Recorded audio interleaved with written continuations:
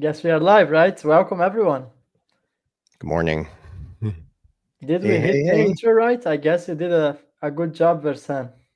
Yeah, there's like Yeah, a 2 second delay between hitting the intro and then going live. And I've still tried to figure this out and I can't. It's funny. I can figure that's out fine. how to I move was a bit money around confused the if I world was cross the one that border. should hit the intro, and I was Mm, like, okay, he did it, so I guess 2 seconds, it's fine. So, Yeah. how you guys doing today? Is all good, David?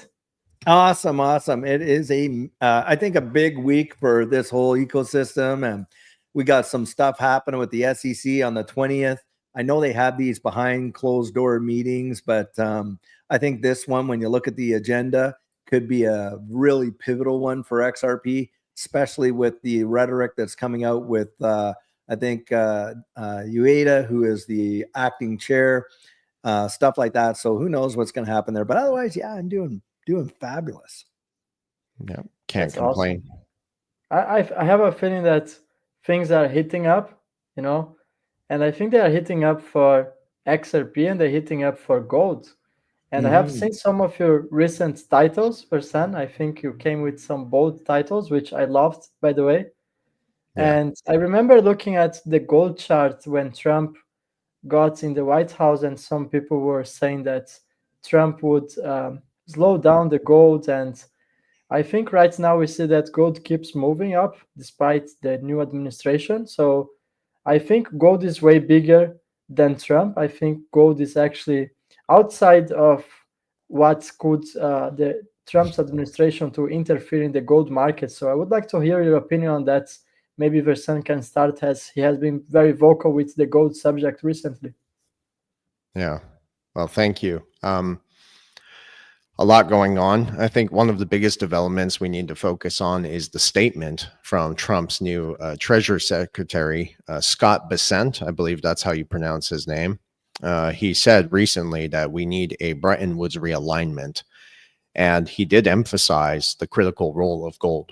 And I think that statement alone confirms a great deal of things. Number one, that gold remains central to the financial system, which would explain why central banks are still buying gold at record highs.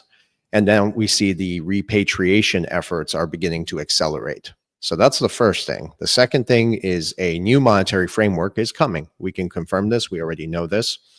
But whether it's being reconstructed as a Bretton Woods or something similar to that, I think we've been expecting the shift. We already know what's going on. It's really the Bank for International Settlements. The IMF, the World Bank, and even the United Nations have all signaled pretty much the same current banking system that is no longer working. And the thing is, it's not just not working for the average individual anymore, but it's not even working for the 1%ers. And the dollar's value is still continuing to erode, even with the Trump administration. I think that's a whole different subject we'll talk about in a little bit, but confidence is still diminishing. So the third thing then would be that the dollar's role isn't disappearing, but it's evolving. And we've seen this already to a degree with RLUSD. It's a digital dollar that functions very similar to a central bank digital currency. People will have their thoughts on this, and we can talk about this more in detail. I've also written some articles on X about this, where I really try to break this down and help you understand it. But despite being called a stable coin, I think the trend is clear that gold is going to be the base reserve asset, and blockchain, this intersection, this is something Andy talks a lot about and all of us here, is going to serve as its digital representation. And I think that's where XRP also comes into the conversation. But there's no doubt that XRP and even gold will have some form of relationship, whether it's directly or indirectly through stable coins, whole different subject as well.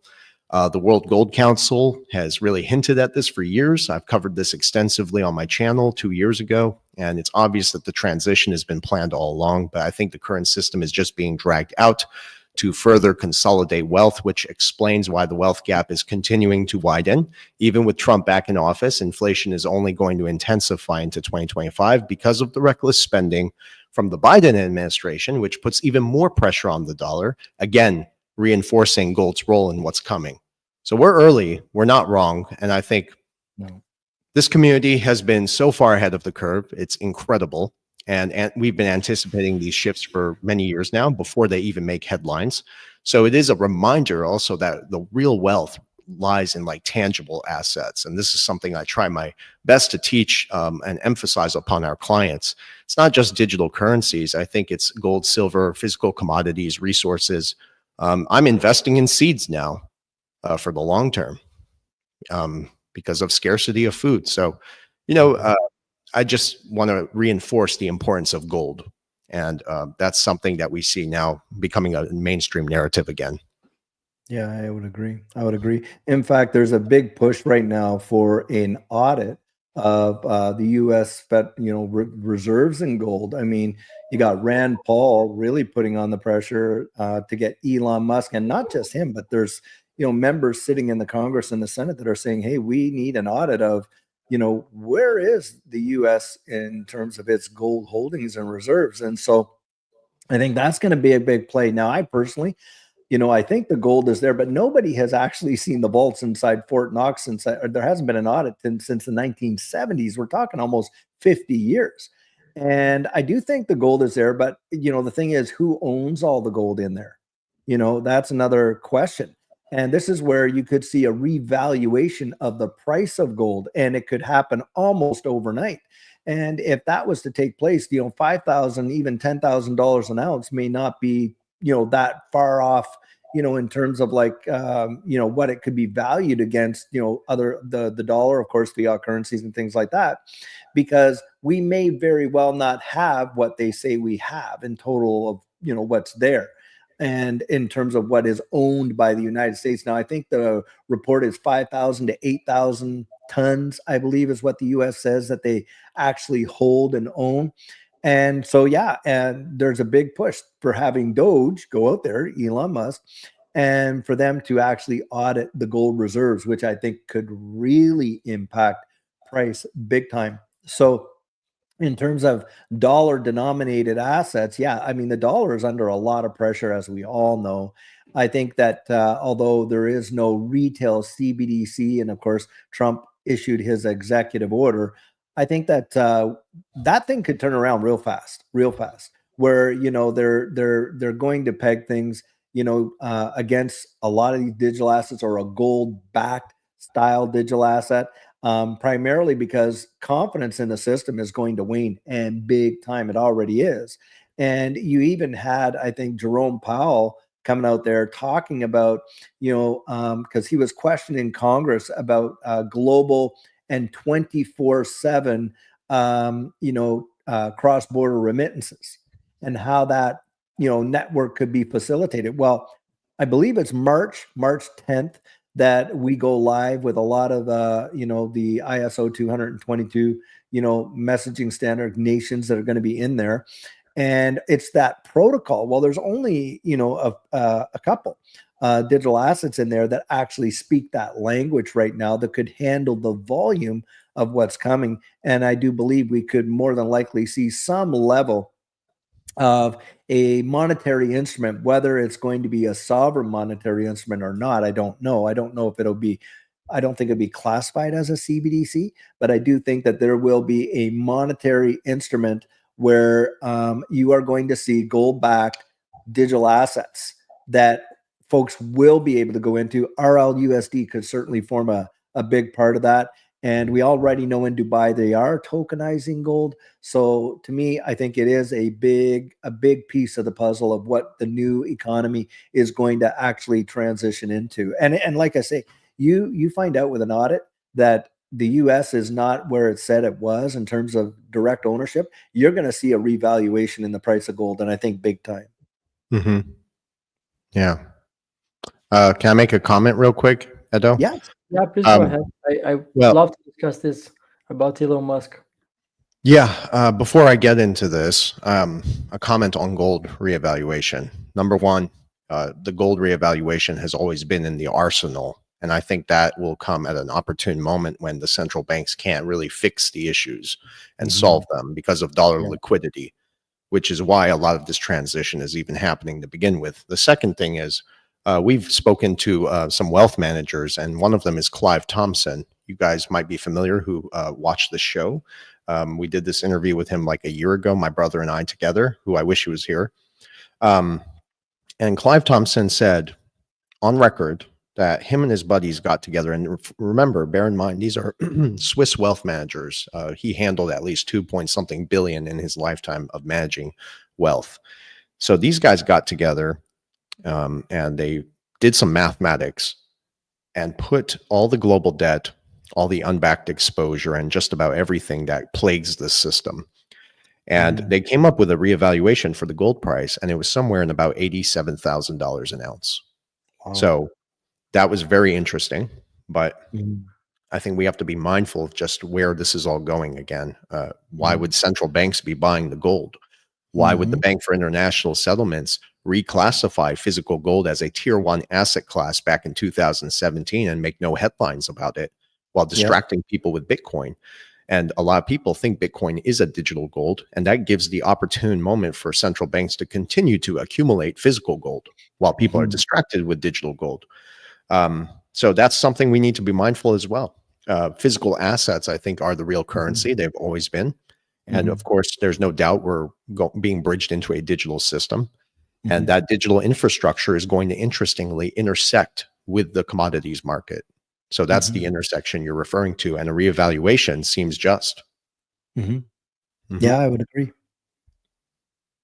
Yeah. I like person how you mentioned the Bretton Woods.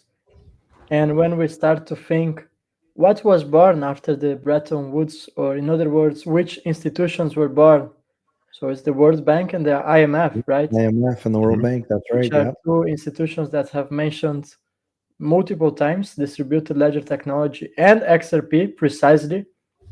Also XLM as well. We can't forget about XLM.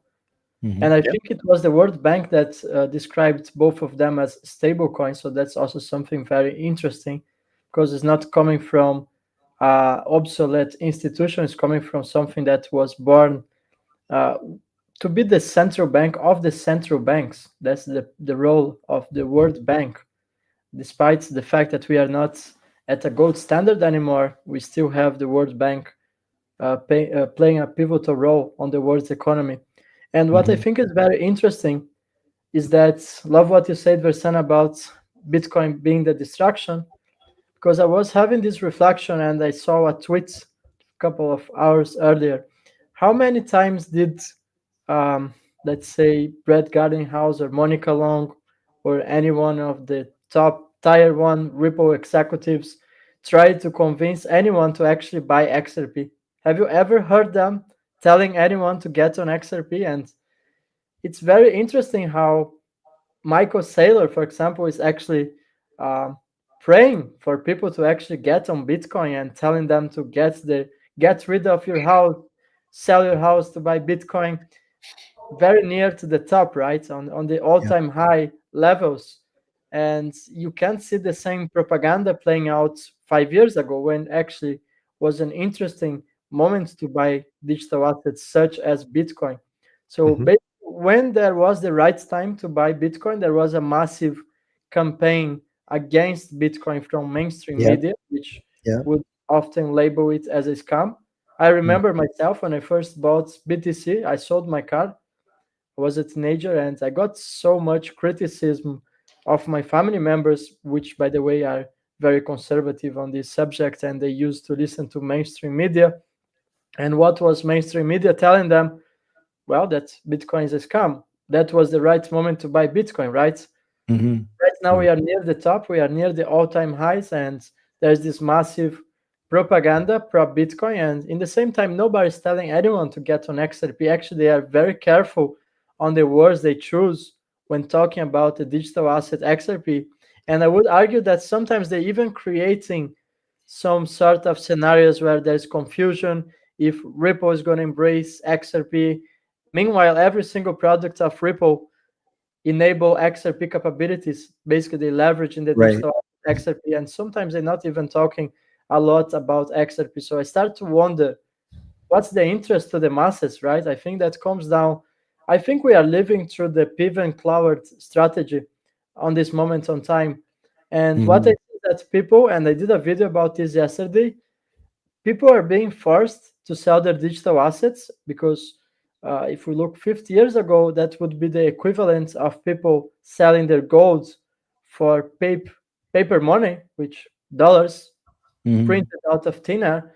And I think the equivalent of that on nowadays is people selling their digital assets. And unfortunately, I get so many messages of people, and that even makes me emotional because I understand the importance of XRP and the digital assets that we hold. And so many people, unfortunately, because of the economical circumstances, are being forced to sell their digital assets to pay for their bills. So we have people that prior to the bull run, they managed to accumulate, let's say, 5,000 XRPs. And remember, most people don't have a lot of savings in the current Mhm. world economy. Mhm. So the pattern that's playing out now is that the economical situation is not getting any better. And that doesn't go only for the US. I talk about Europe. I travel a lot. You guys follow me on social media. I have been to probably 20 countries just in the last year, in the last 12 months, let's say. And I see it's a general issue that people can't save money and they are forced to sell their digital assets to actually pay for their basic needs, pay Yeah. Mm. for shelter, pay for the foods. It's not getting any cheaper, and I don't want to sound negative, but I don't think the layoffs are going to stop. I think No. AI is speeding up this process, and that's tied exactly to Mhm. what Elon Musk is doing by putting the US Treasury on the blockchain. I think they're preparing us for a technocracy.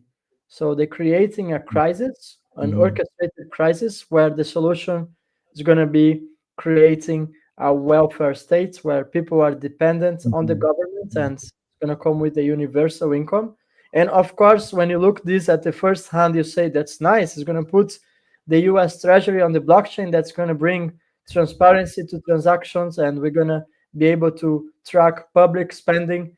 But ultimately, the question is that going to be politicians using the private ledger, or it's going to be the people who are actually going to use the public ledger and in the way that they Mhm. are getting us ready for the digital economy, but it's going to be a selective digital economy. In other words, I see that 99 of the world's population is going to use the public ledger, and I Yeah. really see the politicians using the public ledger, and I don't Yeah. think that what The Elon Musk is proposing that I Mhm. don't think that's going to drive transparency. What do you guys think? Yeah. Well, I think I agree with you in this capacity, Edo, that the current system as we have it has benefit, of course, the 1% and 2%ers. And when we talk about inflation and monetary policy, when Trump talks about, okay, we want to lower the interest rates, a lot of people say, oh, that's great because if they lower the interest rates, then my house value is going to go up. Well, what they don't realize, they lower the interest rates and they start, pooling more trillions of dollars into the system, which is exactly what they really want to do. This dog and pony show saying they don't want to do that. That's not true. Central banks want to inflate it like crazy. Of course, how does that benefit? Who does that benefit the most? Well, the money flows into, because, you have all these treasury bills that are created by the treasury. The Federal Reserve goes out and purchases those. That money goes into the banking system. Obviously, those that have assets, those that have, that ability to fractionally lend all that, and it goes downstream, well, they're the big benefactors of that. What happens to the rest of the population? Well, the purchasing power of the dollars in their pocket gets totally decimated, totally diminished. They become more and more encumbered, more and more in debt, right? And so now they're a slave to this system, basically, and it is a transfer of wealth. It is a known, like, you can really find this out. You can look this out. This is not make believe. This is not a conspiracy theory. You can see what's been going on. And what Verson said earlier, they're also, if the central bank has no confidence in real world assets, why on earth would they go out and accumulate physical gold to the tune in which they are? And when it comes to hard assets like that with gold, remember that almost all gold that's ever been mined we know about, right? We can know about. It's indestructible, so we know. And it's only held, it's the central bankers of the wide world are the ones that hold the majority of it. Majority of it is all hold. And it's a centralized power play is exactly what it is. They're saying one thing with, here we're going to issue this fiat currency, We're gonna, you guys are gonna have more. Well, we're gonna bring interest rates down, and on and on. It's probably the biggest trap that there's ever. The best thing that would happen would be for interest rates to rise, and in fact, to get back to a wealth-based system. For the average folks, that would be the best thing that could ever happen, but that's not going to happen.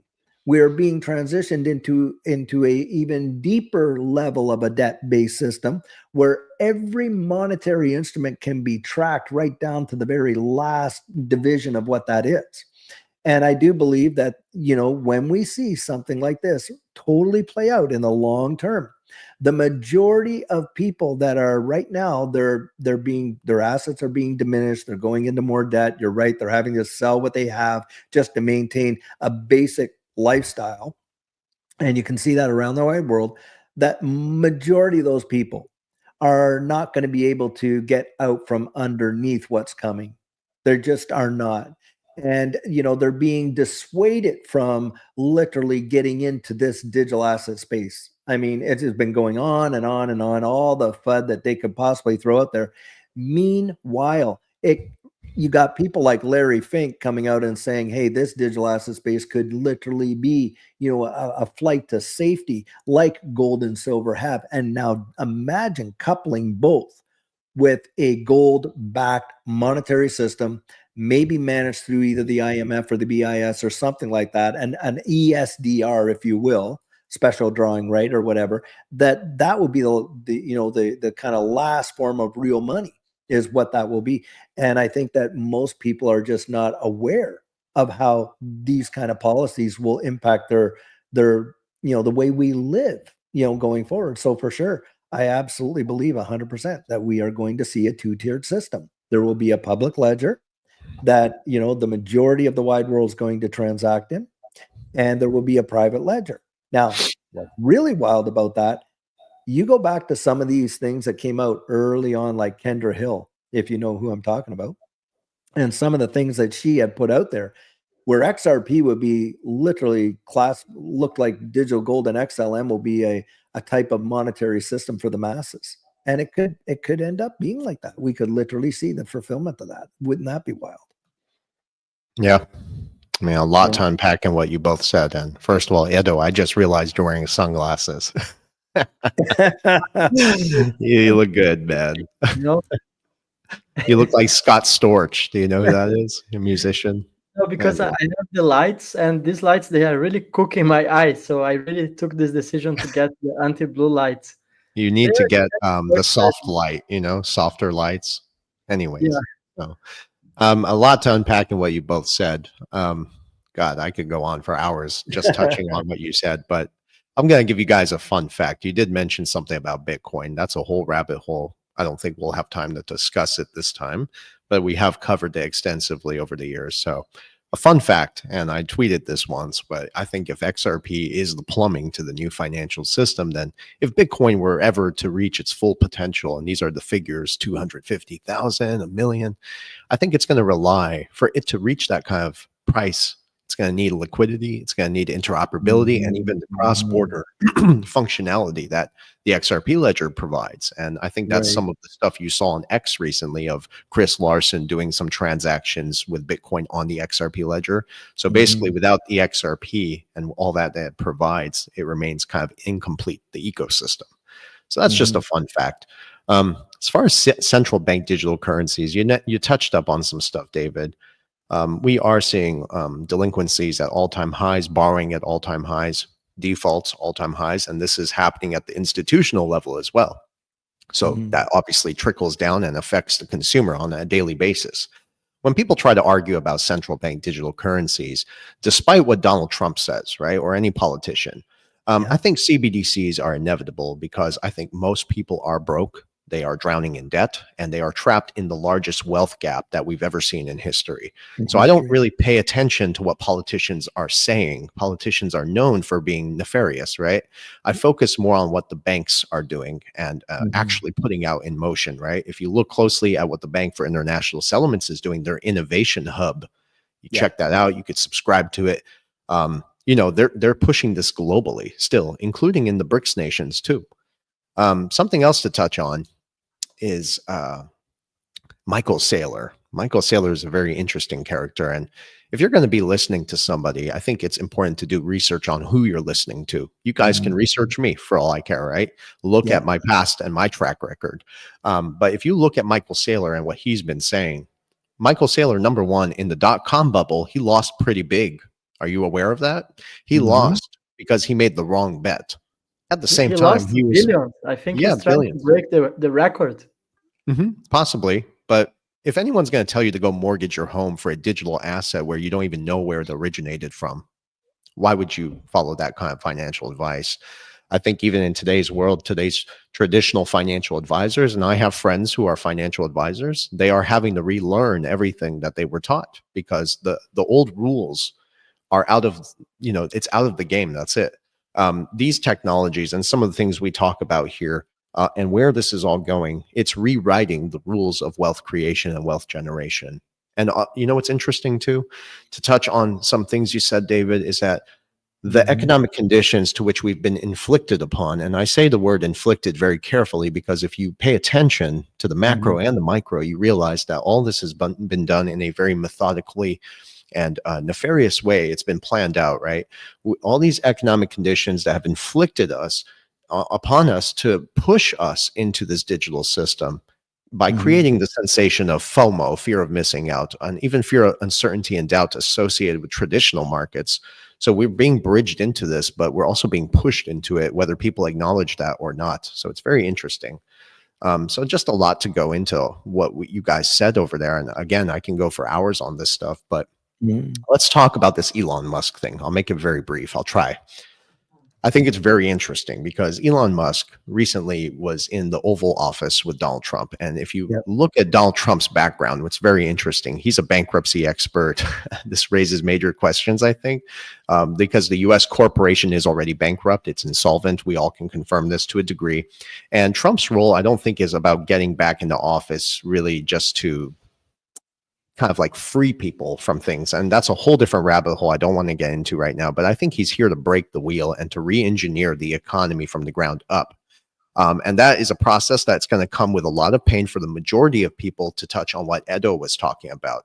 A lot of people are indeed being forced to sell some of the assets that they thought were going to make them rich in the short term. But then, of course, you have the regulatory environment that is kind of halting this. And I do want to touch on the SEC in a bit, but it's very interesting, though, if you start to understand like the role of Trump and what he's doing here. He has brought in all these young tech guys, right?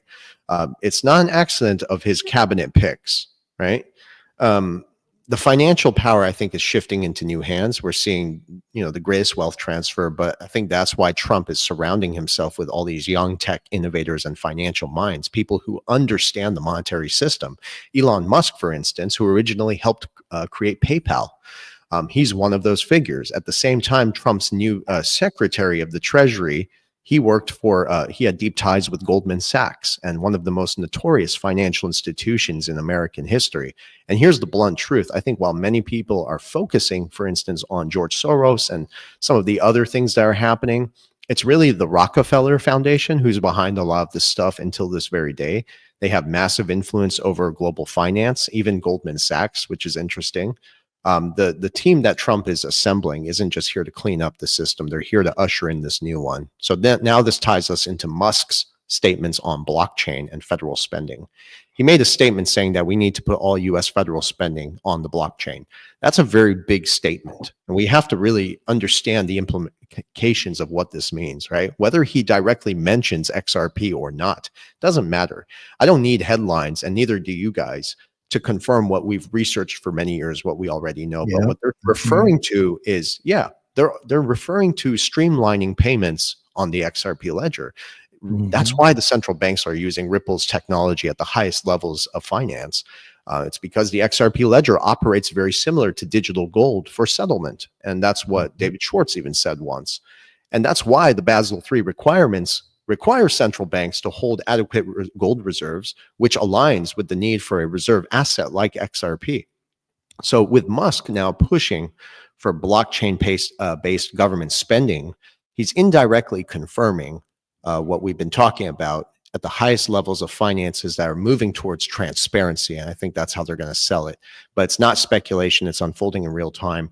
And final thought, guys. I'm sorry, guys. I know I'm hijacking the conversation. No, take your time. I like what you're saying.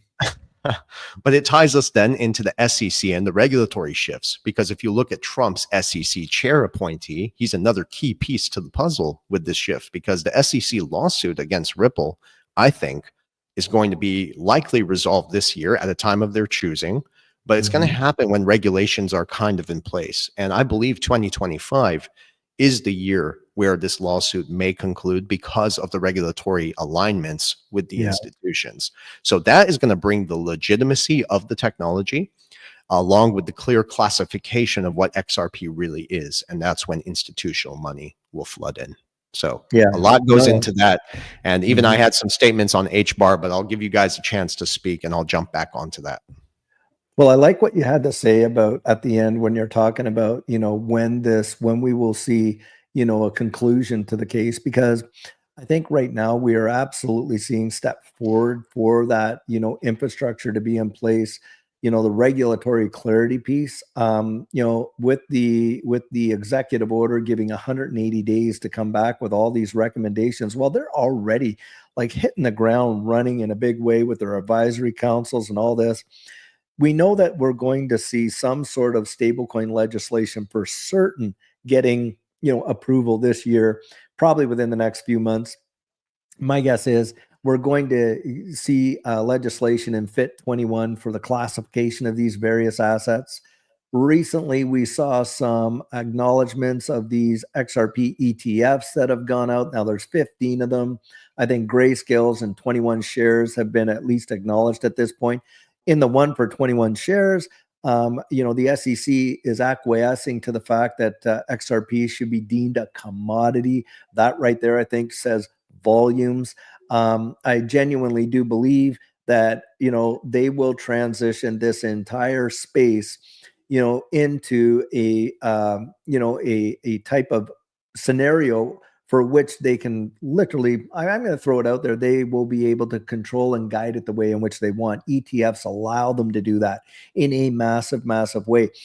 Recently, and I report this just the other day and this morning, I went back to it, 830 million XRP, 830 million XRP were bought by whales in a 24-hour time frame, literally just a couple days ago. And we've seen either another transaction, 400 million, another one for 500 million. I mean, these are big purchases, billions of dollars of XRP being purchased by known whales, these massive wallets that hold already tens of millions. And, when you see that stuff going on, I mean, it doesn't really take much. You might not understand all the motivations behind the scenes and all that kind of stuff, but that they're willing to drop billions of dollars into XRP, in a 24-hour time frame in their accumulation, long-term accumulation. That to me says so much, especially when the narrative is, like Edo was mentioning earlier, of trying to FUD you and I as retail out while they are gobbling it up like absolute crazy. And I do believe that they see what's coming down the pike. These discussions, come on, it's not like they're going to be surprised. They are absolutely discussing, behind the scenes, how and what are going to be the infrastructure and the rails for this new digital economy. They are already there. And we know that they're in big time discussions with, Ripple, and they're utilizing the XRP ledger and on and on and on. Those are fundamental facts. And you can research this. I mean, it's just, I just think that majority of people just don't invest the time researching it.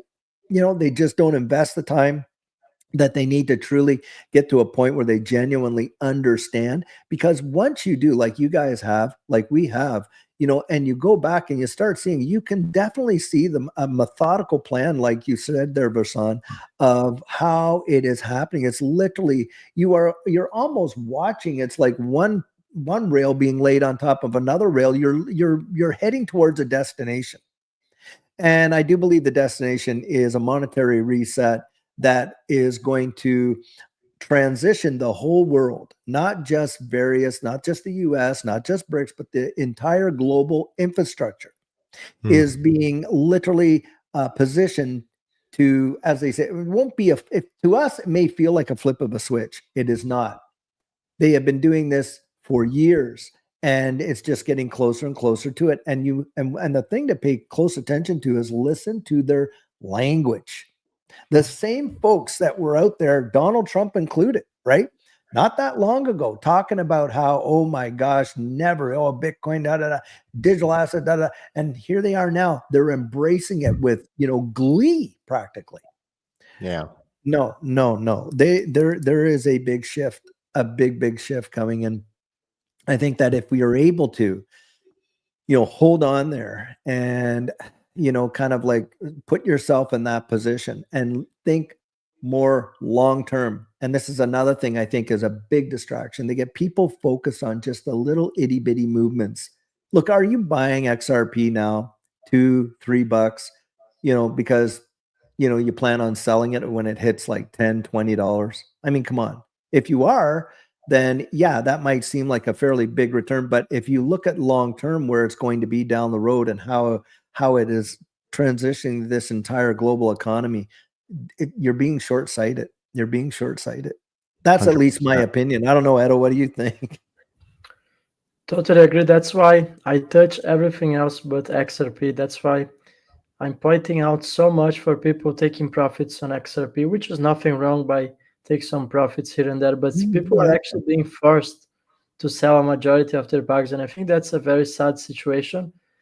The fact that Versanio have put that out about Hedera, I think we can have a very interesting talk about HBAR. I got the opportunity to meet them in Paris. They were in the Paris Blockchain Week, side by side, by the way, with Ripple and Stellar. And I think Hedera is going to be a major player, and it fixes actually the greatest problem that Bitcoin basically has, and that really makes it impossible for Bitcoin to become a currency. And I think the calculation is that if everyone on planet were to use Bitcoin for transactions, we could, each one of us, do two transactions in a lifetime. So Hedera is extremely scalable. And the fact that it's very interesting because they don't use a blockchain.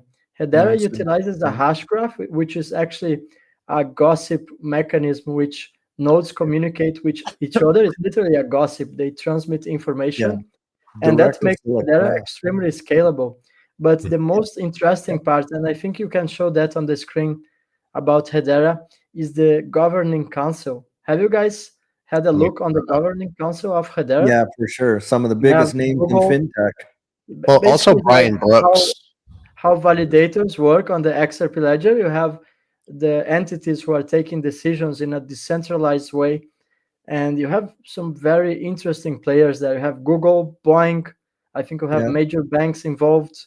LG, Ubisoft, IBM. I think they have 39 organizations last time I checked. Somewhere on the website, as you can see some of the key organizations. These are not just the governors. They are also the owners of Hedera Hashgraph. And which in 2022, I was on Louis Jackson's show, and I was researching this a long time ago, and I realized even that the military-industrial complex was using Hedera's technology for military applications, and that recently just got confirmed that the MIC was using it for their drone technology. So there was a relationship there, and if the military-industrial complex is behind anything, I can guarantee you that you're going to see trillions poured into it. But I think something else is interesting. If, kind of tying us back into Elon Musk's statement about putting all blockchain and federal spending on the blockchain. If government is going to be tracking spending at the federal level, then I think Hedera Hashgraph, HBAR's technology, could play a major role in providing the governance and security of that. And I do believe HBAR will be integrated into this complementary ecosystem, and that's going to offer the necessary timestamping and validation features for large-scale digital transactions. Think about that. I did recently make a video about how central banks have openly, it's not easy to find this stuff, but you could, if you know how to connect the dots, you can be able to see it. A lot of it isn't really public, but they were exploring Hedera's technology for years. I find that to be very interesting as well. So, you know, I think also people need to understand how some of these technologies are working together and not really against each other. They're not competing networks. So if they can complement each other, That's right. then there's an emergence of a basket of potential reserve currencies as well, which could also tie us into the discussion of what Trump was referring to. So that's something to look into, right? And I think that's something most people in the crypto ecosystem haven't figured out. And that's really where the bigger picture of this global wealth transfer we talk about, because we're seeing the reset of all things, right? And with everything we've been talking about is just accelerating. And if all the infrastructure value and trillions of dollars in tokenized assets are moving onto the blockchain systems, we're looking at a multi-quadrillion dollar shift over the next decade. And that's something that all of us can participate in. And that's really what the wealth transfer is, because financial systems are being tokenized. Gold and XRP, I think, are still going to play major key roles in all of this in some way, form, or fashion, directly or indirectly. That's a discussion yet to be seen. Commodities and resources are going to surge in value because that's the suppressed markets compared to overvalued markets. And money doesn't just vanish. It historically moves from one reality into the next, as Gregory Mannarino would describe it. And I think financial technology certainly is the center of it all. And I know I sound like a broken record to our audience here, but the reality is that everything that we've been putting out for the last few years, I think, is playing out faster than expected. And again, 2025 is going to be an interesting year because a lot of these changes are going to become undeniable at this point. And if you're positioned correctly, this is the opportunity of a lifetime, certainly. Well, I think it's a generational opportunity. I don't think we've seen a level of this kind of opportunity in the history of markets, you know, in comparison to, you know, when you consider just how wide scale this transition is. Like you were talking about the evolution of a monetary system that has probably, when you think of dollars and coin and all that, you know, been in place for hundreds of years thus far. And now we're talking about the evolution of a monetary system, you know, where you're literally talking about everyone on the planet having access to it, with banking the unbanked. That is something that we have never seen before in the history of mankind. And, you know, what is coming is going to be such a tidal wave of change. You know, I guess, and I hate to use this word because I know there's a lot that goes behind this with a lot of new age stuff, but it is going to be a quantum leap in the way in which we transact with one another. This is the internet of value. This is the new iteration of how, you know, functionality of the world will work. I mean, when you're talking the tokenization of real world assets, I don't think a lot of folks, we've heard about it. We get desensitized to the word, but most folks don't really look at the full impacts of what that is going to be. I mean, we know that one of the biggest markets right now is, of course, the derivative market. We know that is a fact. We're talking quadrillions right there. Well, start thinking in multiples of that when you're talking about tokenizing, you know, markets like what Larry Fink is talking about, where 24/7. See, right now, this digital asset space is traded 24/7, 365. Well, you're not seeing that with the NASDAQ. You're not seeing that with a lot of exchanges. You're not seeing, you know, I mean, they have 9 to 5 hours, this close, that closes, you know, the Depository Trust and Clearing Corp and all that. I mean, you put that on steroids and you start tokenizing equities and commodities the way in which they're talking about doing it, and tokenizing futures contracts and all this stuff. You're talking derivatives on steroids. I mean, it will be mind bending. You're not just talking about a stock. You're talking about that one share being tokenized into how many different breakdowns, right? And so to think of some of these companies, look, in the 1970s, nobody in their right mind ever believed that one company would be worth the entire value of the New York Stock Exchange, but it happened. It happened when Apple breached that $1 trillion mark. It's the first company that has ever done it. Now you got NVIDIA worth what, 3 trillion market cap. I mean, we're seeing a change in, you know, values that most people could not even have digested just a few decades ago. So, and it's happening faster, isn't it? I mean, the rapidness of the change has even picked up in just amazing leaps and bounds. So I really do believe if should Jesus tarry, man, we get another 5 years, 10 years, the world is not even going to be recognizable.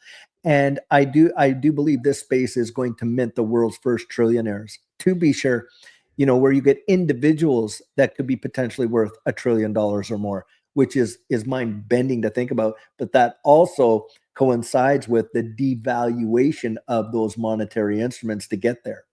Now, a lot of people I've heard it said, oh, well, XRP could be $1,000 or $10,000. Yes, that's true. But what's $10,000 going to be 5 years from now? Well, it's going to be $10,000. That's not the point. The point is what will that $10,000 buy you 5 years from now? That is the valuation proposition when it comes to monetary instruments.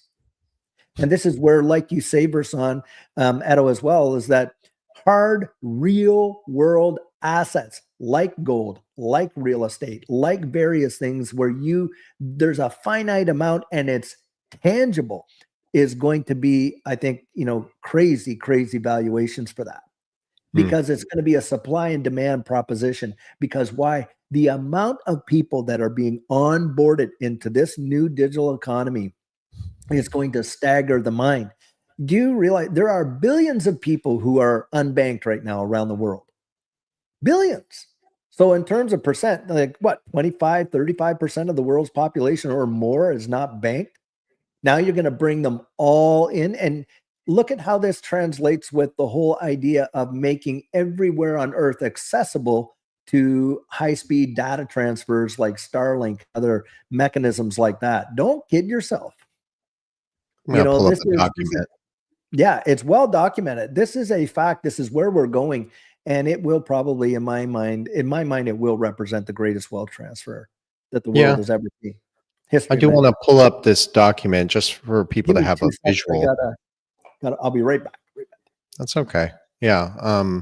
I just want to put this visual up, and I've covered this so many times, and I really, not gonna lie, I'm kind of tired of it. But when people ask about the XRP price like going high or being high, we've talked about this again many times, but I think first things first, we need to get one thing clear. When you look at XRP, you're going to see a lot of people talking crap about this stuff here, but XRP is not just an average cryptocurrency. I think when you actually study the documents and research of remember in 2017, Edo, when they said they wanted XRP to become the world reserve bridge currency, and then they took it off their website, right?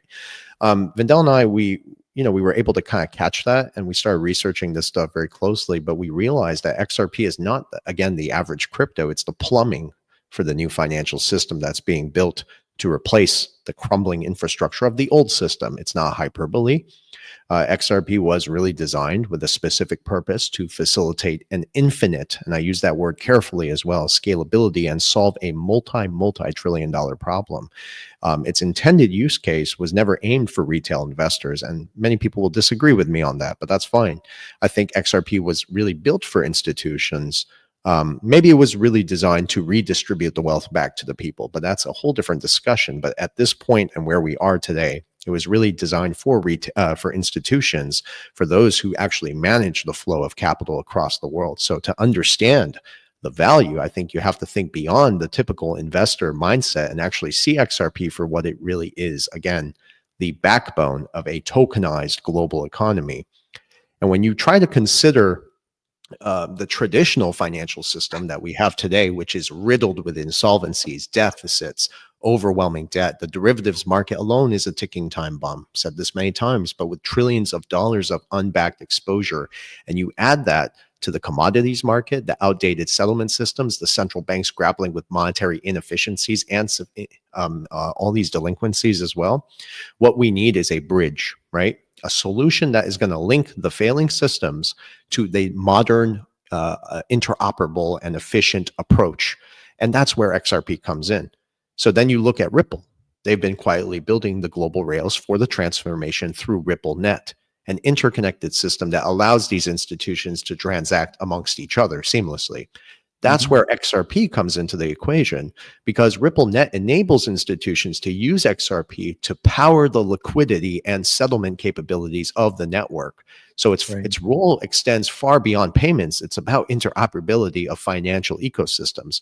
So we're talking again about the control of capital flow throughout the world. So the utility then comes from its ability to bridge and interconnect various digital assets, which means cryptocurrencies, traditional financial systems, tokenized economies, which makes it indispensable in a world that's moving to a blockchain-based system.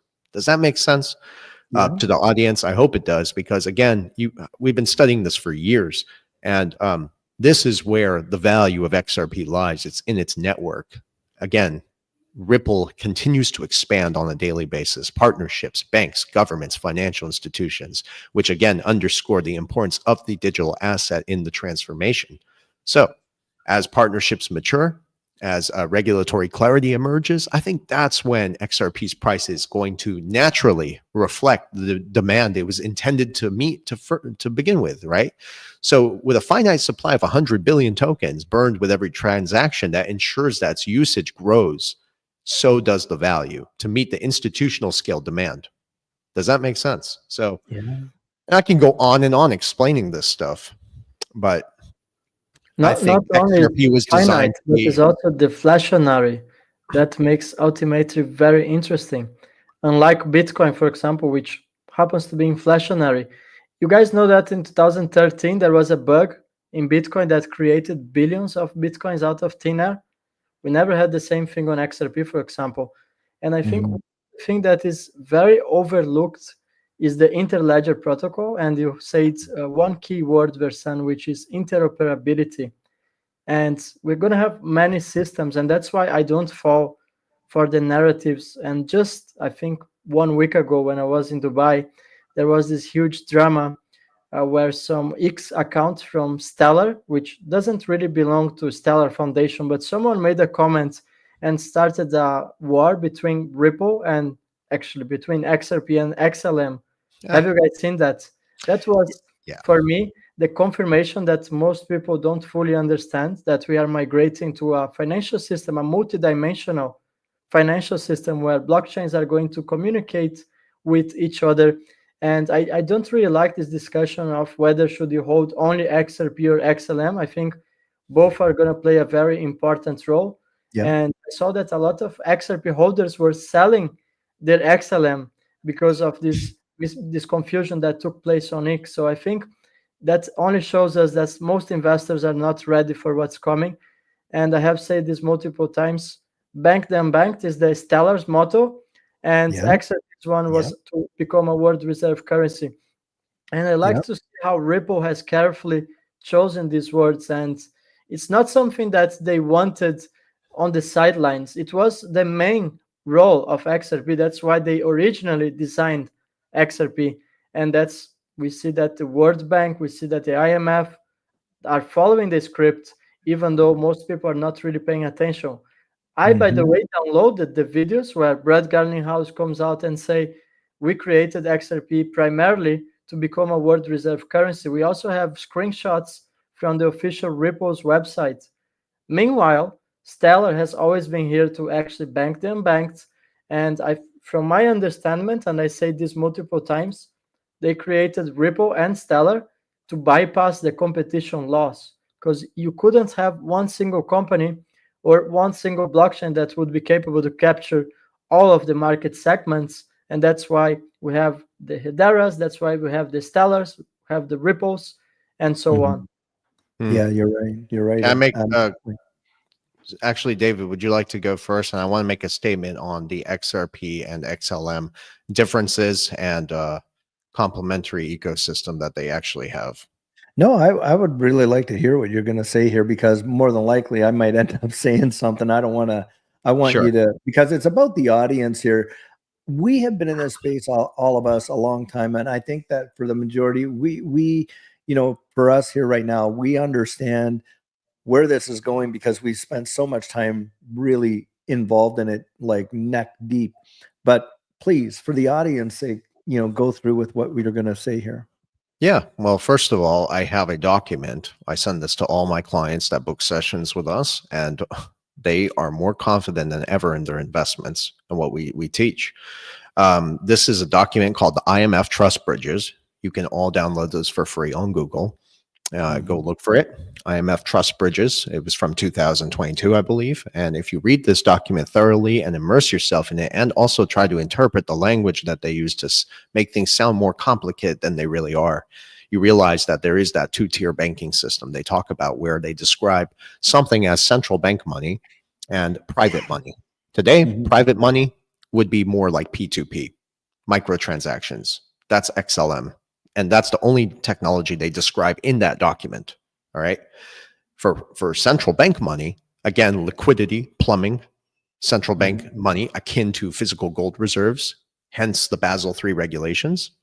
It describes very similar to XRP, what it is.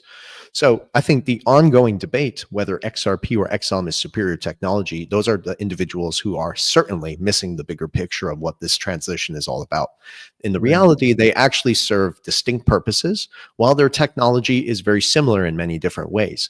In the evolving financial system built for a multipolar world, and that's really where this is all going if we're going to avoid nuclear war. They have differences. They also are complementary in ways that are not yet fully understood or revealed, even to myself, right? But if you do enough research, you will come to the same damn conclusion. I think the rivalry between them is largely noise. I've had people book sessions to discuss this thoroughly, and I've explained it to them. They're both integral to the two-tier banking system model that is carefully being constructed behind the scenes. We have Augustin Carstens from the Bank for International Settlements openly discussed this. I have a video of this on my X account where he describes a two-tier banking system, exactly describing what the IMF Trust Bridges was saying, all right? So I get on camera and I just interpret what those documents have said and try to explain it in a different way to people. Wasn't that one where they said it takes two to tango? That's from the World Bank. Remember that too? It takes two to tango. And they're talking about private money and central bank money. And the only digital assets they describe in that very document from 2021 is XRP and XLM. They refer to Ripple and Stellar as stablecoins. I have documents here confirming that Stellar is really at the forefront of issuing the CBDCs, while XRP is the ledger is going to provide the interoperability between them. So at the fundamental level, I think XRP and XLM do share technical similarities. That's where people are going to try to argue with us about this stuff. But both were created from the very same foundational code, and their intended functions targets different markets, which sets them apart in its own. So that's your foundation for beginning your research on this stuff, right? And then when you look even closer, sorry guys, I'm almost done. I know. No, take your time. XRP RippleNet is designed for institutional settlement and liquidity management, which facilitates all the things we've talked about. And XLM is really focused on retail remittances for financial inclusion. It's right there in the language. So yeah, there is distinction between the both of them, which aligns with this two-tier banking model that they have openly discussed. It's just, again, people do not do their research, and yet they're the ones who have some of the most influence in this space. Seriously. Yeah. I happen to have now recently, we saw that you see Ripple's website have removed CBDCs from the website. However, we know I've got a video that Ripple put out that I have had that I downloaded and I saved. And, I'm not going to play it here. It's about 4.5 minute video. You guys probably know the one, but where it's talking about Ripple working with sovereign states to develop CBDCs for the state, not for retail. It's for the state. So there is definitely a two-tiered system. There's zero doubt about it. We all know that. Now, I think where a lot of confusion comes is a lot of people say, well, XRP is a different price on this ledger and that ledger and all this and that. Well, the XRP and the native token on the XRP ledger does not matter, even with RLUSD. RLUSD, when it operates on the XRP ledger, you have to burn XRP to utilize RLUSD. So whether it is through a central bank token that is not not native XRP, because XRP is not a CBDC, or RLUSD or whatever it is, whatever is operating on the XRP ledger, you need XRP. You need XRP in order for that to move, right? Because XRP has to be burned in order for those transactions to take place. which is a deflationary mechanism for sure. And as more and more utilization and adoption becomes transparent on the XRP ledger, you're going to see the demand for XRP, in my estimation, literally take off. Now, a lot of this stuff, in the early days, it seemed to be very easy to get. Well, not easy, but it was available. I think now you're seeing a lot of stuff that, is because people had saved it from times past, and you can go in and you have this information to research it. Now, it's the interpretation of stuff, like you just pointed out there, that document's available there. And Augustin Carson has been sitting as the general manager for the BIS for a lot of years. You had Christine Lagarde, who is the head of the IMF, who's now head of the ECB. Do you think that these people are in these positions just by sheer happenstance? Yeah. That are not being moved in strategically into these various positions?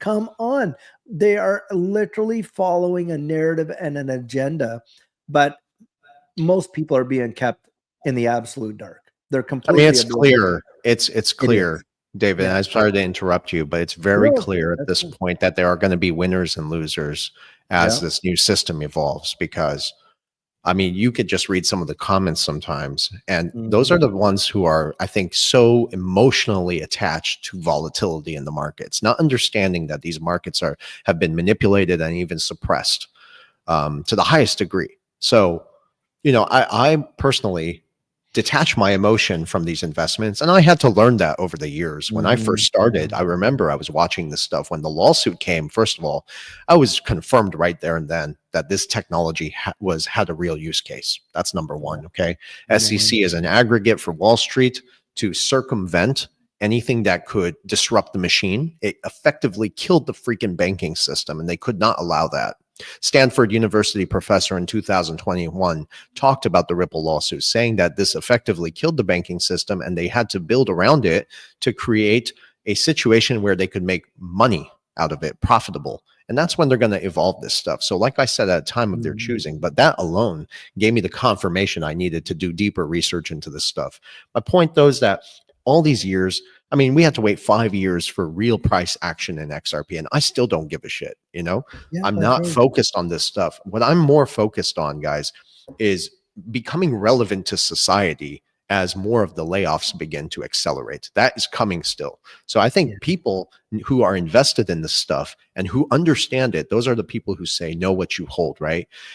Just invest in the technology, do your research, honest research, guys. You have to read this stuff if you really want to have more confidence in your investment and detach your emotion with it. Put it in cold storage and forget about it. That's what I've been doing now. I don't even look at my portfolio anymore, but I'll tell you one thing, I am certainly richer from when I first started because of the patience. And that took time to learn that stuff. But, that's what we try to tell people here. So you don't have to make the mistakes that we make. Get emotional about something, sell, and then you end up losing more money, right? So just be patient. And this is a long-term game. I think regulations are really going to kick this off. And, that's something I said even 3 years ago. So if we have regulations, again, brings the legitimacy of the technology, the classification, and then the institutional money. So I would agree with that. I think that's the hardest thing is the patience, right? Yeah. So as a final statement, I would have to agree. I think the biggest factor, the biggest thing that you can do for yourself is to just educate yourself to the best of your ability, and I don't mean, like, YouTube is great. I always say YouTube is great, but it's great for confluence. Listening to somebody's opinion, and you may agree with the opinions. You may agree with them. You may not agree with them. That's great for, just kind of like getting, maybe, you're getting some kind of like direction or whatever, in a sense of like, oh, okay, where am I at? This and that. You kind of get a sense in yourself, but it is no substitute for really getting out there and genuinely researching it, because, most of the folks that are swayed in this space are swayed by sentiment, but there's way more than sentiment, when it comes to this space. And so, guys, I'm going to throw this out there.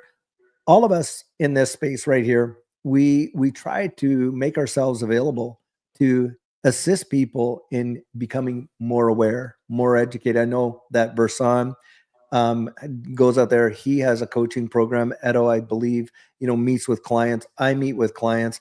And guys, I'll tell you what, for, probably the most reasonable cost that you would ever expect in this space, because, there are folks out there that, I remember when Tika Tawari was coming out and he had a, kind of like a newsletter. It was like a $5,000 fee to get Tika's newsletter and stuff like that, right? And this kind of stuff. And that was the way traditional newsletters worked with markets. But to me, I really look at it like, how many people can we really bring with us? How many people can we genuinely help, to kind of get over that finish line? And the biggest way of helping them is right here, helping them understand and critically think their way through this space. I'm telling you, most people are not ready for it. They are just not. They're not thinking strategically. Can I make a final statement? And yes, then I'd please. like to And hear that's my Edo's final thoughts, statement. right? I hope that sticks with folks. No, it does. It even sticks with me. That's why I love you guys. I resonate very deeply with you, and so does my brother. And that's why I love this show. What we do here together. But it's weird. I watched The Matrix yesterday. Again, I like to watch old movies sometimes because I realize that when I see them again and again, there's some things I missed, right? And I was watching The Matrix, and I remember when obviously there's some amazing scenes in that movie, but when he takes the pill, right, he says, I can't explain the Matrix to you. I can only show it to you, right? You have to, something you have to see and walk through the door yourself. And that resonated deeply with me because I started reflecting on some of the things I've said over the years and what I've tried my best to do and educate people. There are things I know about and things that I've talked about openly many times, but I can't unload the knowledge to people. You can't. Yeah. No matter how many times you try to explain things, it's like you have to go see it for yourself. Right. And I've seen this even with people I've done sessions with, right?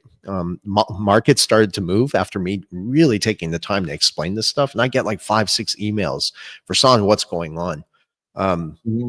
And that's what I'm talking about. It's like you have to immerse yourself in this stuff. If you're investing in something, you might as well know everything about it, right? If you're putting your money into it. I tell people all the time, this is probably the last opportunity with that wealth gap widening and the way things are going, guys. Where, like Edo said, they're going to create consumer dependency, right? You can't fuck this thing up. You cannot mess it up this time. Otherwise, you're going to end up on the lower end of society, and that's really what they're doing here. So, do your research. Be compassionate at the same time. That's, I think, the most critical thing we don't talk enough about in this world. But just stick to the plan, really. And our community is incredible. I love our listeners. I love our community. You make this place special. But please, watch some of the older videos we put out. I think a lot of the things that we've covered in the past are playing out in real time. They're more relevant than they were back then today. So those are my final thoughts. And I want to thank everyone for their support. Yeah, we are above 7,000 people watching live. Wow. So special thanks for the audience. I know with the repetitions, we can perhaps cross 100,000 views. That's wonderful. I think we have been doing a fantastic job. And I see the messages, I see the comments. Just yesterday, I shared with you, Versan, someone who was able to pay their debts and they're still holding on digital assets, gold and silver. And I think it has been already life-changing, but we are just at the beginning. I like to see XRP now be below $3. I mean, you can't get a coffee with $3, so that's why I'm not really taking profits on something that I truly believe is going to be worth on the hundreds or thousands of dollars in the future. So my message today is that I agree with Versan and David. I think the window is closing, so it's really the time to lock in. It's really the time to do the fundamental research, which is going to give you a boost of confidence on your investments, and it's going to help you to not be so emotional about investing in digital assets. I think most people are still in a stage where a 10% or a 20% drop can shake them out. I got DMs of people telling me what's going on with XRP. It has dropped from $2.80 to $2.60. And I think that's a very big mistake, because if you're acting emotional on this short fluctuations, that's going to affect your judgments on the future. That's going to affect your decision making. And I don't think you're going to be here when we are at $20 or $50. And most people will be priced out, I'm telling you. And also, guys, be very mindful on the comment sections on X. There's a lot of people getting scammed. People are actually getting their wallets drained, falling for false giveaways. Yeah. You have to be very aware of that. I think you should have a principle that anyone reaching out to actually help you on your investments is a scammer until it's proven otherwise. And I think that's going to protect you from falling for these traps. It's getting even more difficult to be, for example, a top 10% holder of XRP. Nowadays, it takes about 2,500 XRPs to put you on the top. But if you think about it, just let's say a year ago, you would need about $800 or $1,000 to be on the top 10%. Nowadays, you need almost $7,000 and expect that value to go up. So the more you lose your XRPs, the more difficult it's going to be for you in the future to have a reasonable bag for your future. So I'm really calling out for people to be mindful of this situation. Yeah. I will throw this out there. Just think of this. Just in November, it cost you what? $50,000 for 100,000 XRP. Now that's $274,000 for the same amount. I can't believe it. Yeah, it's incredible. It is wild, most incredible. people don't even have $10,000 in savings. That should give you an idea of how difficult it's going to be to actually hold and stick to your digital assets in the future. Majority of people are being priced out holding those numbers. Like I say, I say this to my friends. I practice Old English sometimes. It's kind of funny.